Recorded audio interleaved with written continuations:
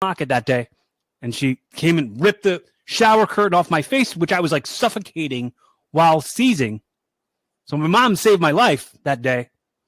Then I went. My little sister called the ambulance to come and take me. They took me to the hospital around here. The hospital around here didn't know what it was. They kind of had an idea, but they weren't sure. So they helicoptered me to the University of Pennsylvania.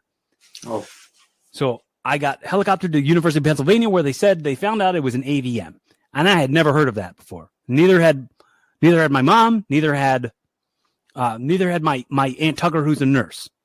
So they kind of like ran over with my mom what the options were. I was out of it. Like, I still didn't really know what was going on.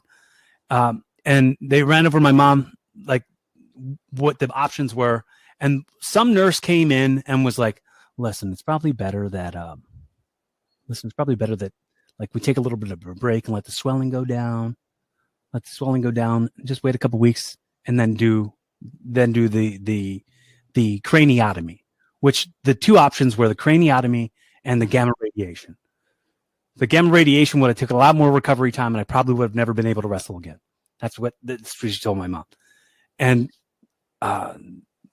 it just so happened that the brain surgeon, the neurosurgeon, Dr. Eric Zager from University of Pennsylvania, he was going on vacation for like 3 weeks.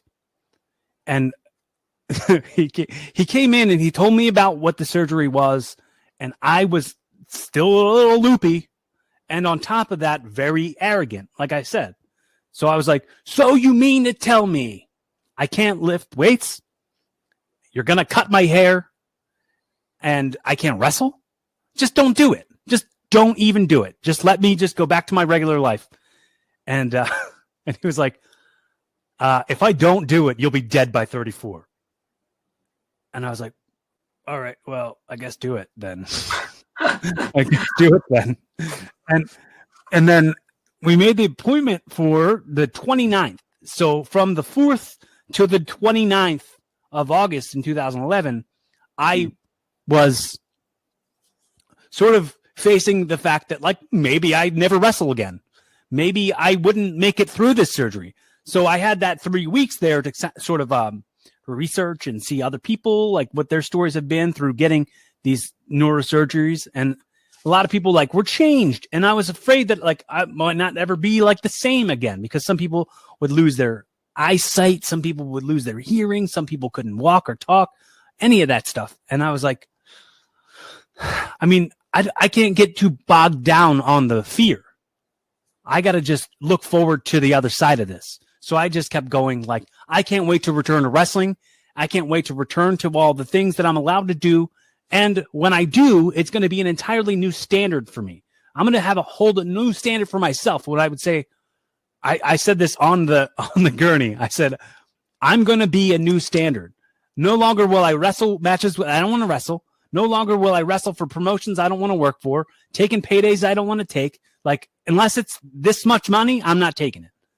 Like, unless it's this much reward versus the risk, I'm not taking it.